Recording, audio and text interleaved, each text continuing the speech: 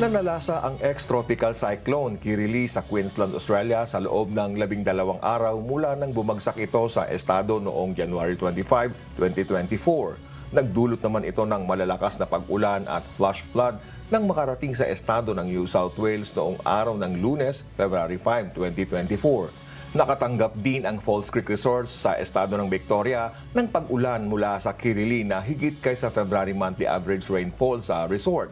Naranasan naman ng White Cliffs, New South Wales ang wettest February day nito sa loob ng halos 100 taon.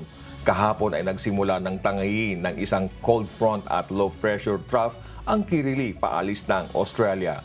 Makikita sa satellite images ng weather zone ang isang napakalaki o colossal cloud formation na sumasakop hanggang 5,500 kilometers sa direksyon ng Southeast Australia. Tinatahak na nito ang libu-libong kilometro patungong Tasman Sea, New Zealand at South Pacific Ocean.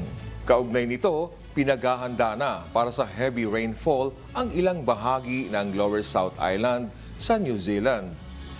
Danny De Lieva, humahataw sa balita ngayon.